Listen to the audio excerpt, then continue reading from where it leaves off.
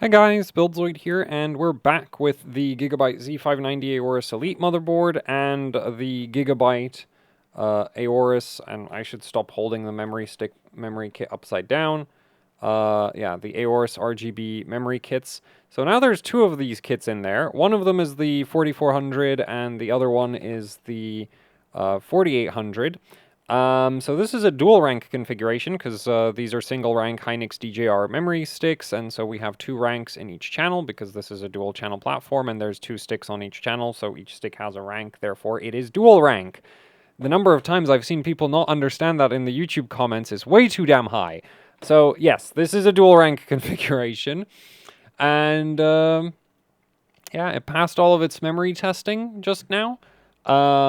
And it's not really an overclock because this kind of memory configuration is just not supported at all on this board. Like these two kits at this speed are not supported whatsoever. Here's the QVL for the motherboard. And if we scroll up, the highest speed supported on 4 memory sticks is 4266. And I've actually been able to boot 4400 with these memory sticks in there. However, that's of course in Gear 2, and the stability was kind of not great. So I've kind of given up on that. 4266 might have been possible to stabilize, but the problem with Gear 2 is that if you're not at high frequencies, the latency penalty really hurts a lot. So because of that, I ultimately decided to just completely give up on running this memory configuration in Gear 2 because with 4 sticks, it's just not going to get clocked high enough to justify being in Gear 2. Like, being in Gear 2, between sort of 3866 and 4266 is kind of, like, yeah, it runs, but in terms of performance, it's not great. And so I gave up on Gear 2, and we are in Gear 1 mode, and, well, the frequency that it's running at is far, far lower. Yeah, so this is currently clocked to 3733 megabits per second, and not, well, yeah, which it's not very impressive, but the performance is actually quite good because, of course, Gear 1 gives you better memory latency, and then at 3733 you can run somewhat tighter timings than at higher frequencies, so it's not all bad. And in fact, if we look at the LinPack performance, if you watch my previous video about overclocking a single rank Hynix DJR configuration in this board, there I was running 4600 CL19, and LinPack was only getting around, 557 gigaflops. Whereas this is at 3733 CL16, and we're getting 560 gigaflops. And LinPack is actually a really great memory benchmark. It's a great memory controller stress test, but it's also a great memory performance benchmark because it will scale with everything. If you lower your memory latency, LinPack performance goes up. If you increase your if you increase your frequency, LinPack performance goes up. If you adjust a bunch of timings that don't even affect your latency, they just affect back to like bandwidth, memory bandwidth. LinPack performance goes up. You add more memory ranks, LinPack performance goes up. Like, basically any adjustment you can make to your memory configuration will translate to a pretty direct effect in LinPack. So I really like it as a memory test because it, unlike, say, like Geekbench really favors memory bandwidth above everything else, and IDA has the two memory, let's just run IDA. So also this is 44 loops of LinPack set to 8 gigs of memory usage. So, that's how we check that the memory controller is handling things. And then for the actual memory stability, memory stick stability, we have 400% of HCI mem test set to use 30,768 megabytes. So I would this is the same kind of stability stress testing criteria I would use for my own personal daily system. So to me, this is as stable as it needs to be. So I would totally daily this. Anyway, so let's take a look at actually let's just do it this way. So yeah, if we run IDA 64 and its memory test, so this doesn't really look that impressive. Right, like the read speed compared to the single rank 4600 CL19 setup, we're about 10 gigabytes per second down. The write speed, we're about also about 10 gigabytes per second down. The copy speed is not quite, like, there's not as much of an impact on the copy speed. There's much, like, on single rank, there's a really big gap between, like, copy speed and write and read speeds, because in single rank, you have much less actual usable memory bandwidth. So it's like, yeah, if you're doing a nice, clean sequential operation, you can get tons of memory bandwidth, but realistically, you're never going to be in that scenario. And so the copy test is more representative of sort of real world memory bandwidth, but like this would still, this right here would imply that LinPack on this memory configuration right here, other than the fact that we're at 47.7 nanoseconds worth of latency instead of around, what was it? I think it was like 52 or 53 nanoseconds of latency on the 4600 single rank setup. So, like, the latency's, and even the latency's not that much lower. Like, that's kind of a lot of latency if you compare it to, like, Intel 10th Gen or something. But LinPack seems perfectly happy with this. LinPack is running great, and so I would say the memory performance on this is actually quite good. Even if IDA doesn't seem to think so. I trust LinPack a lot more than I trust IDA, because I've run into situations where if you have, there's certain timing adjustments you can make that will absolutely tank performance in real-world workloads. And I do consider LinPack an almost real-world workload, because this is just a bunch of math that is being done. And because it's a lot of math, there's a lot of data. That data sits in the RAM. It needs to get accessed, so the benchmark ends up being somewhat memory bandwidth limited, or more like memory throughput limited, because it's not just like, it's not a nice, clean, sequential, hey, look, I'm doing 59 gigabytes per second, because if LinPack actually followed IDA's memory bandwidth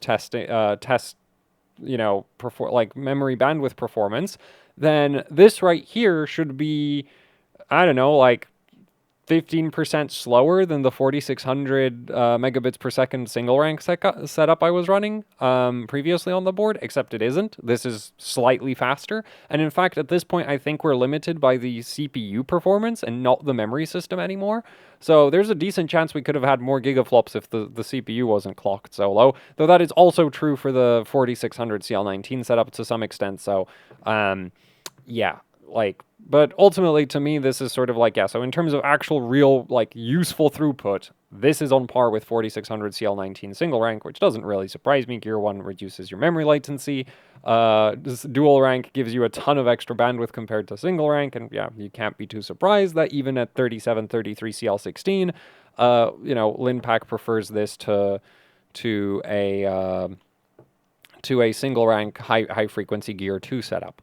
So anyway, so that's the IDA test, and it really doesn't look that impressive, but then again, I don't really trust IDA that much. On that note, I also don't trust Geekbench that much, because Geekbench kind of has the opposite problem, or more like, Geekbench literally only cares about memory bandwidth. Geekbench is one of those tests, like, where LinPack, will gain a lot from basically any adjustment you make.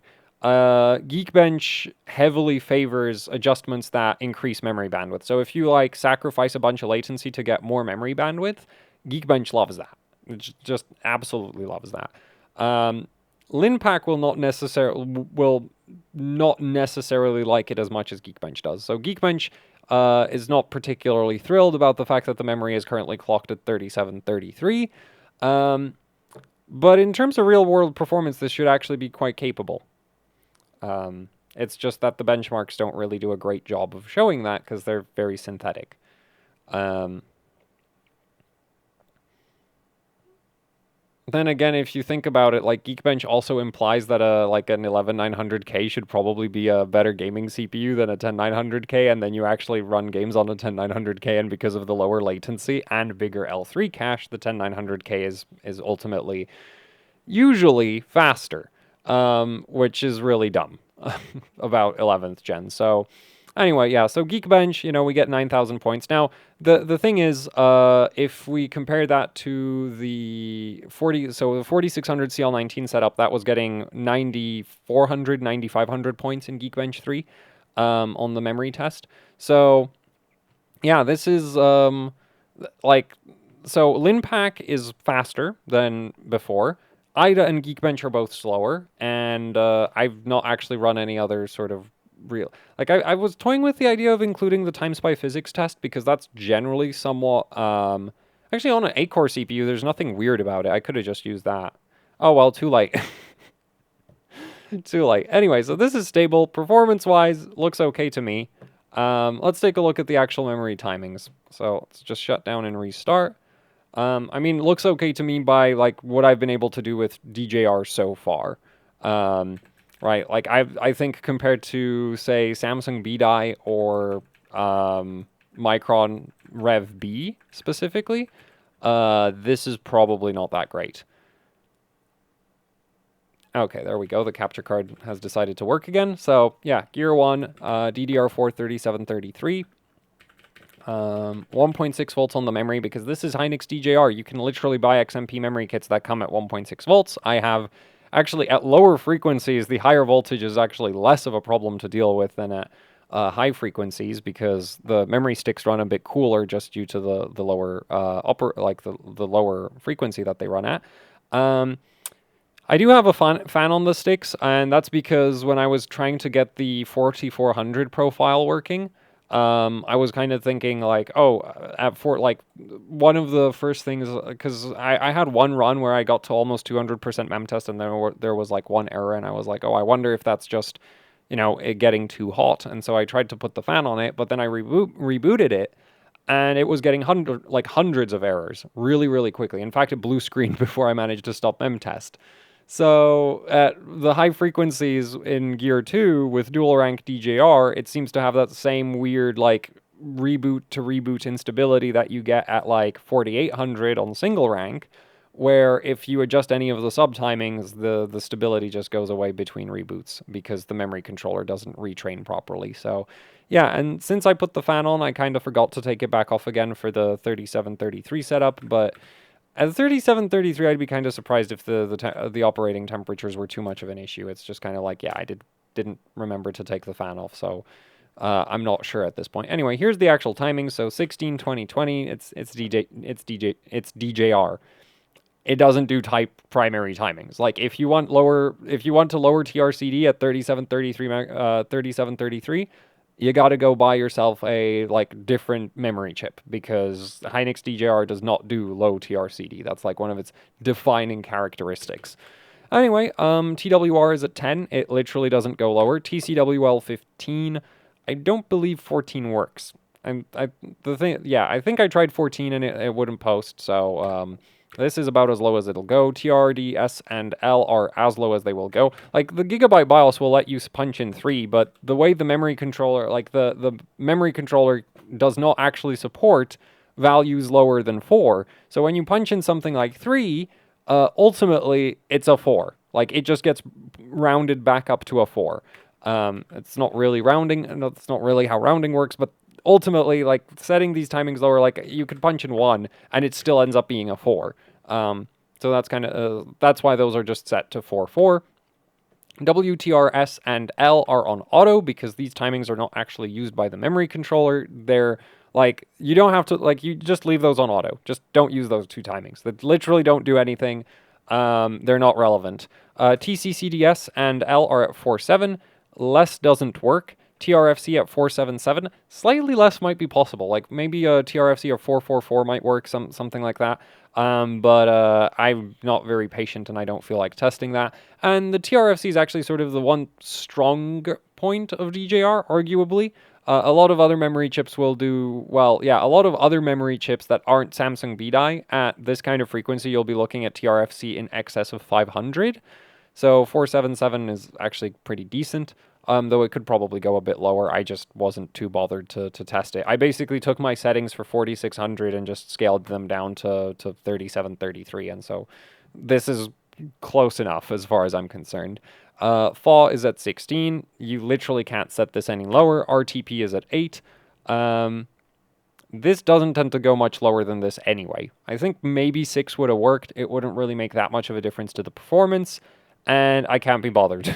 So, like, again, the thing is, my approach to memory overclocking for daily usage is, like, you do need to run a stress test on this, right? So this takes forever to dial in, and you won't notice, like, 1 or 2 tick differences on most of the timings. Right? Like compared to auto settings, the timings we're running are like insanely better than what you would get if you left everything on auto, and that's like where you get most of your benefit. And then, you know, shaving off 1 or 2 ticks of RTP or 10 ticks of TRFC at this point just is not going to make that much of a difference. So that's why I'm kind of lax with a lot of these timings. That's why I'm kind of like, oh, well, RTP might go a bit lower, but I can't be bothered to test that because it won't really make much of a difference, especially not in a benchmark like IDA. Linpack might care, but I think Linpack is at the point of the CPU being the limit, because I am just running the 11900K at stock because I don't want to deal with having to stabilize that as well and then explaining. Because especially if you're stable, like Linpack is insanely hot. So if you're running, like if you're like setting up the CPU to run Linpack, your frequencies end up really low. And it still ends up running ridiculously hot. So I didn't really feel like dealing with that. So stock CPU, and I think at this point we're CPU limited on the Linpack performance. Anyway, 65,000 TREFI. Literally cannot set this lower. I mean higher. That is as high as that timing goes. And you want to max that timing out for best performance. The one downside to it is if you set it too high, of course, it can cause instability due to data corruption because that sets how long the memory waits between refreshing the memory cells, because memory uses capacitors and those lose charge over time. And so this is how this is how often those capacitors are charged in like delay in clock cycles. So this is basically saying refresh the capacitors every 65,000 clock cycles, which is as long as you can set that. And that actually, like, maxing that out gives you a pretty significant performance boost. So, yeah, you want your TREFI as high as possible. And this passes memtest, it passes everything for stability. So, yeah, 65,000 it is. TXP4, this helps slightly reduce memory latency. TCK4, it doesn't go any lower. I mean, I can punch in 3 and goes to 4. Gigabyte actually has like a rule to prevent you from setting this too low, but for some of the other timings they don't, which is why you can punch in like a 1 for your TRD, but that doesn't do anything because the memory controller doesn't support setting it below 4 anyway. And then we get to our tertiary timings where we're running 7, 4, 6, 6. So this is a dual rank setup, but on 2 different memory sticks. So the only timing that should apply is the DD timing, but I'm lazy, and so there's like, you know, the function, like the DR timing shouldn't actually be getting used because there isn't a different rank on the same memory stick. It's a different rank on a different DIMM, which is what the DD timing stands for, different DIMM. Yeah, I'm lazy, so I just set them both to 6, 6. So there. So 7, 4, 6, 6, and then all 11s. If you lower any of these, actually, it might be possible to run 11, 10, 10. But 10, 10, 10 definitely doesn't work because I tried that. It won't even post. So at lower frequencies, 10, 10, 10 might work, but at 37, 33, 11, 11, like straight 11s is as low as the read to write delays are going to go. Then we have the write to write delays, and those are just 7, 4, 6, 6 again. And then we have the write to read delays, and those are 29, 25, and then 6, 6, 6, 6 again. And yeah, these are basically as low as they go. I mean, the funny thing about the write to read delay timings is you can get them really low if you only test memtest, but then you run Linpack and they crash. So that's kind of the, yeah, so those are at 29 and 25. Linpack is happy with that, so I'm going to say that's a good place to stop. They might go a little bit lower. I didn't really try to, like, I didn't push them to the point of Linpack getting upset with them because I didn't really feel like dealing with that. So, yeah, that's the memory settings. Oh, and the critical thing for actually getting 4 memory sticks to work properly here is having your termination set. Because if you don't, like, actually, so I don't know that this is necessarily the optimal termination settings for this board. The way I set these is basically, well, these are just the terminations I'm using. And what you're going to want to do when you get this board is you don't want to try, like, if you're going to run a 4-stick DJR setup like this, don't just try to boot 3600 because it won't work. you need to step up through like 3200. Like you need to start at basically 3200. At 3200, the motherboard should mostly figure out what terminations to use, and then you can step it up to 3600. You can also just try to copy my termination settings, depending on, like, it might work for you. It probably, like, it may not. The thing is, the termination settings depend heavily on the memory sticks used. So if you have different memory sticks, this is probably not going to work for you. But yeah, if these are on auto and you just tried to go from like a clear CMOS, like if you clear the CMOS and you tried to go straight to 3733 and only set your primary timings, this isn't going to post. I tried that, and actually even 3600 won't post. So you basically, if you're starting from scratch, you need to start at like 3200 so that the terminations get configured, and then you'd probably want to lock them in. Yeah, you'd ideally want to lock them in after they get trained, because if you don't set them manually and then you like if you load up a profile without the terminations loaded up, it won't work. So you do need to have these saved in your memory overclocking profiles and actually set when you're going from like a full BIOS reset to a high frequency a higher frequency on 4 sticks of dual rank. Yeah, you need to have these set, because otherwise the board isn't just like, it's just going to get stuck on memory training. So yeah, that's basically all there really is to it. 1.45 volts IO2 voltage and 1.4 volts system agent voltage. Both are perfectly safe. You can go up to 1.45 on both with 11th gen CPUs. Then my VT... Oh, I actually have the VCC VTT back down to auto, so that's at 1.05. Raising this to like 1.2 volts can sometimes help with memory stability, but a lot of the time it just does nothing, so yeah. Anyway... so yeah, this runs. Linpack seems to think it runs great. Geekbench and IDA strongly disagree with Linpack on that, but I trust Linpack a lot more than I trust Geekbench and IDA. And then other than that, what's interesting is Gear 1 is actually a lot faster to train memory settings than Gear 2, in my experience.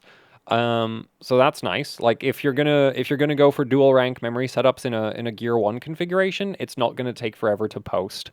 Whereas if you're trying to run, actually even single rank in Gear 2 takes forever to post. Like it really does sit on the memory training portion of the boot up cycle quite a while. So actually what you should do if you're memory overclocking on this board, you need to watch the little indicator LEDs down here. And watch that, like, as long as it's sitting on the DRAM LED and isn't flicking back up to the CPU LED, that means it's actually training. If it sits on, like, if the DRAM LED lights up and then it flicks back to the CPU and then goes back to DRAM, if it does it a couple of times, that's fine, but if it keeps doing it, then that means your memory settings are bad. And yeah, the board doesn't have a postcode, so you know, it's kind of about as much diagnostics as you get for the memory. Is like how often is it bouncing back to the CPU LED, which is the top one. Right now we're on the boot device LED, so you can check the manual, I think, for how they're laid out, or you can just look at the board. They're labeled.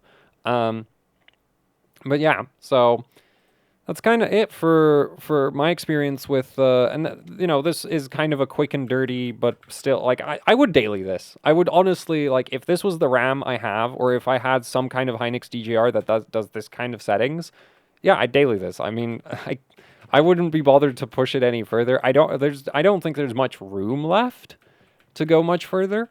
3800 just straight up doesn't post. 3866 is the same thing. They just don't train in Gear 1. Now, potentially you could use BCLK to run higher memory frequency in Gear 1, but then you get into the whole, like, you have to manually set up your CPU overclock thing, or you need to validate that your, like, stock CPU settings with raised BCLK are actually stable, because of course now you're overclocking the CPU and the ring, and it gets kind of, like, that makes life more difficult. So, yeah, this is sort of, something like this should be relatively easy to set up on 4 sticks of Hynix DJR, is the way I'm kind of looking at it. Where it's like, you're probably going to end up with timings of like 16, 20, 20, maybe 17, 21, 21, you know, something like that. The cast latency scales with voltage, so if you actually reduce the voltage from 1.6 volts to 1.5 or 1.4, you might end up with significantly higher cast latency, so you might end up at CL17 or 18, depending on the quality of your DIMMs. And then also a lot, like, actually some of the tertiaries also scale with voltage. So if you lower the voltage, like, this won't necessarily work. The 11s over here. The 7s and the 7466 part of the tertiary timings, that should actually work basically always. Well, at low frequencies. At high frequencies, you get stuck at like 7477 or 7488, in my experience. But then at high frequencies, there's also the fact that, like, it's like Gear 2 like training with dual rank is a bit of a mess. So yeah, that's it for this dual rank Hynix DJ, like dual rank 4DIMM Hynix DJR memory overclock on the Gigabyte Z590 Aorus Elite. So thank you to Gigabyte for sending over the board as well as the 11900K and the memory kits. Yeah, hopefully, you know, you find this helpful if you have a kit of Hynix DJR-based memory, because on this motherboard, because Hynix DJR is pretty common these days. It's sort of the new, like, it's the latest 8 gigabit memory chip from Hynix, so yeah. I have been toying with the idea of, like, trying to OEM Hynix DJR, because a lot of the memory kits that are guaranteed to get you Hynix DJR are relatively high frequency and therefore kind of expensive for what they are. Right, and at the end of the day, I do not consider, like, I don't consider Hynix DJR a high-performance memory chip. It's slower than, like, Micron Rev B in my experience. It's way slower than Samsung B-Die, but that's true of basically everything. And so, you know, the thing is, there's a lot of, like, Hynix DJR-based memory kits which have very, very high XMP speeds, and they're also very expensive because of that.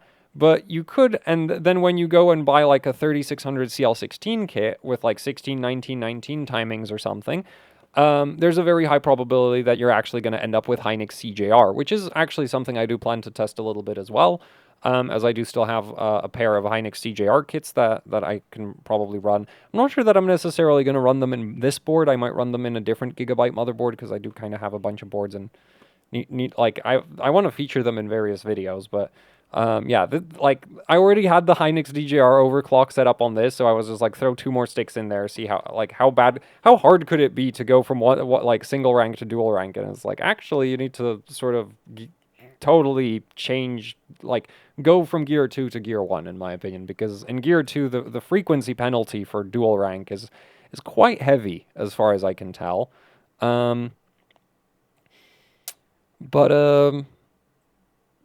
Yeah, so where was I going with this? Yeah, so I wanted to try, like, cheap Hynix DJR, because Hynix DJR does actually have some advantages over CJR in terms of just, like, voltage tolerance, and especially the TRFC timing on DJR can go a bit lower than it can on CJR. And so I wanted to try, like, cheap Hynix DJR, but I think the only way to get that is OEM sticks, because anything else that would potentially be DJR is also, like, probably CJR, and maybe Micron Rev E, and a bunch of other memory chips.